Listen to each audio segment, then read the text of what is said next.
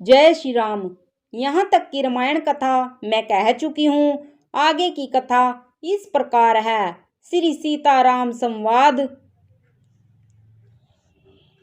माता के सामने सीता जी से कुछ कहने में सकुचाते हैं, पर मन में यह समझ कर कि यह समय ऐसा ही है, वे बोले, हे राजकुमारी, मेरी शिखावन सुनो।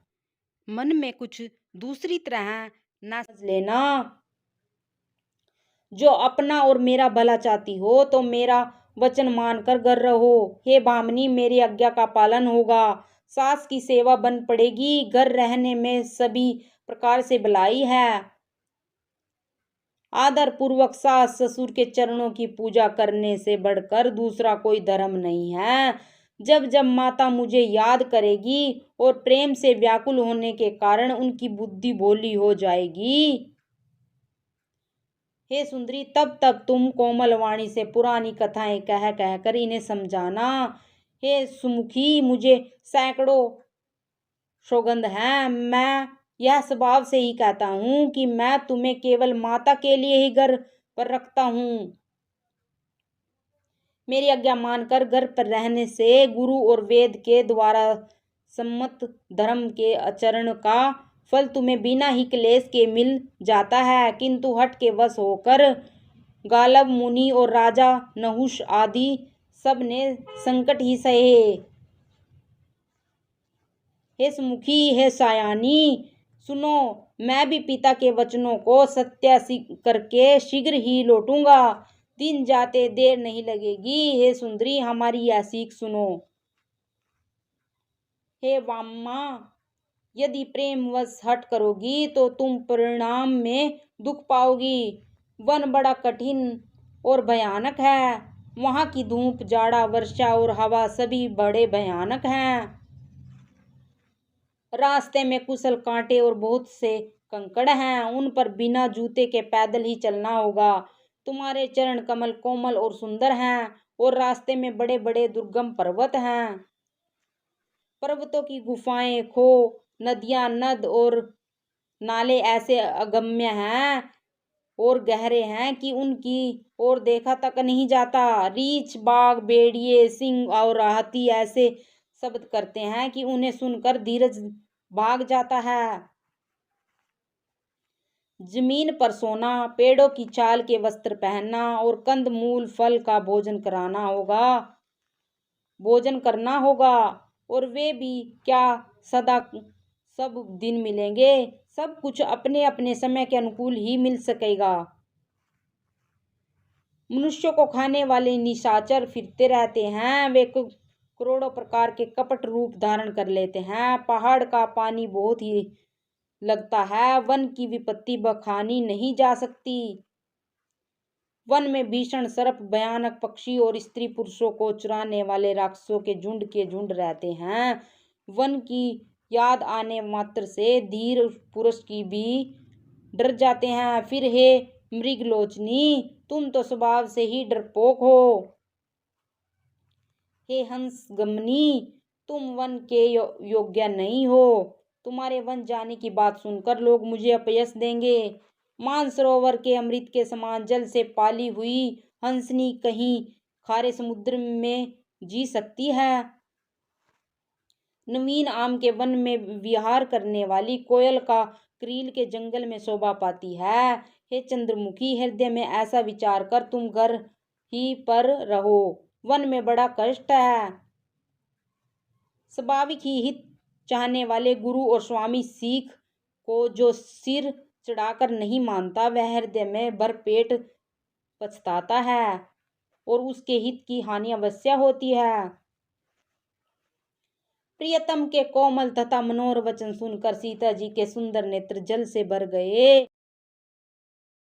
श्री रामचंद्र जी की यह शीतल सिख उनको कैसे जलाने वाली हुई, जैसे चकवी को शरद ऋतु की चांदनी रात होती है। जानकी जी से कुछ उत्तर देते नहीं बनता। वे यह सोचकर व्याकुल हो उठी कि मेरे पवित्र और प्रेमी स्वामी मुझे छोड़ जाना चाहते हैं। नेत्रों के जल को जबरदस्ती रोककर वे पृथ्वी की कन्या सीता जी हृदय में धीरज धर कर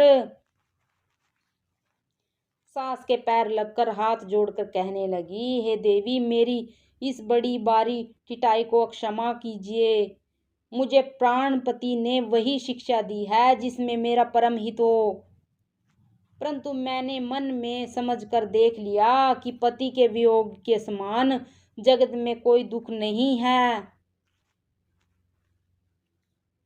हे प्राणनाथ, हे दया के धाम, हे सुंदर, हे सुखों के देने वाले, हे सुजान, हे रघुकुल रूपी कुमुद के खिलौने वाले चंद्रमा, आपके बिना स्वर्ग भी मेरे लिए नरक के समान है।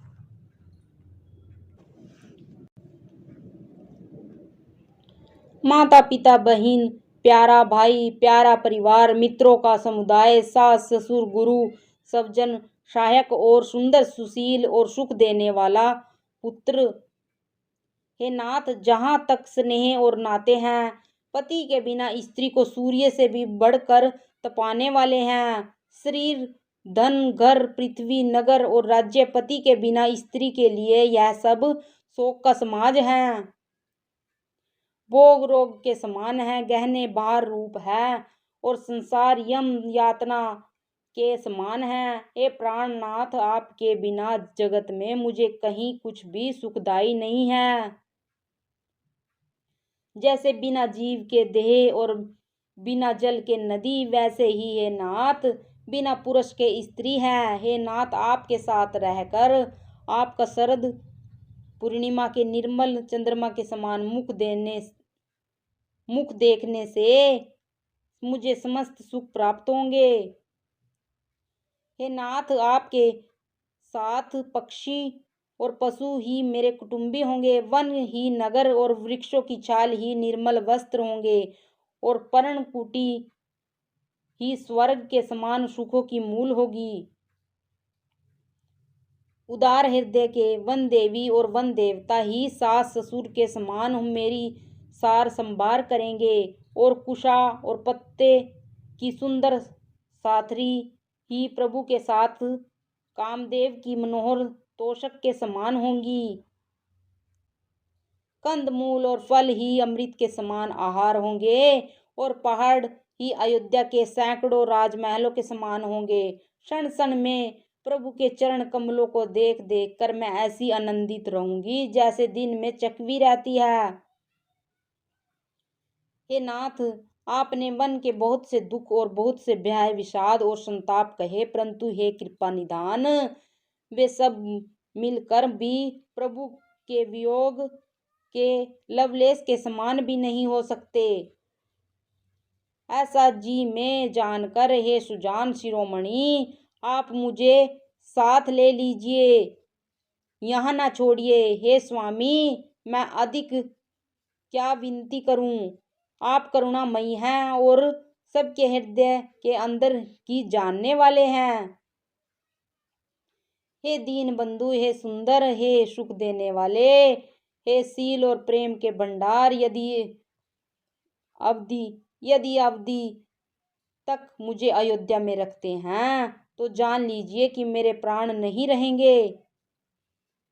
अक्षण क्षण में आपके चरण कमलों को देखते रहने से मुझे मार्ग चलने में थकावट ना होगी। हे प्रियतम, मैं सभी प्रकार से आपकी सेवा करूंगी और मार्ग चलने से होने वाली सारी थकावट को दूर कर दूंगी।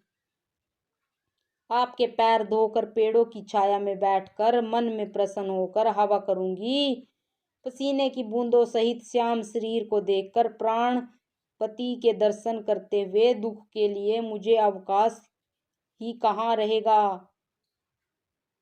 समतल भूमि पर घास और पेड़ों के पत्ते बिछाकर यह दासी रात भर आपके चरण दबावेगी। बार बार आपकी कोमल मूर्ति को देखकर मुझको गर्म हवा भी न लगेगी।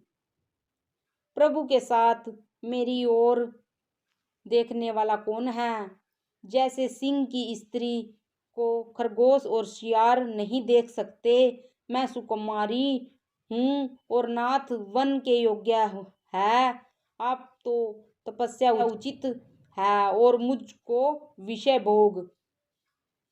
ऐसे कठोर वचन सुनकर भी जब मेरा हृदय न फटा तो हे प्रभु, ये पामर प्राण आपके वियोग का भीषण दुख सहेंगे। ऐसा कहकर सीता जी बहुत ही व्याकुल हो गई। वे वचन के वियोग को भी न संभाल सकी। अर्थात शरीर से वियोग की बात तो अलग रही, वचन से भी वियोग की बात सुनकर वे अत्यंत व्याकुल हो गई। उनकी यह दशा देखकर श्री रघुनाथ जी ने अपने जी में जान लिया कि हठ पूर्वक इन्हें यहाँ रखने से ये प्राणों को न रखेगी। तब कृपालु सूर्यकुल के स्वामी श्री रामचंद्र जी ने कहा कि सोच छोड़कर मेरे साथ वन को चलो। आज विषाद करने का अवसर नहीं है, परंतु वन गमन की तैयारी करो। जय श्री राम।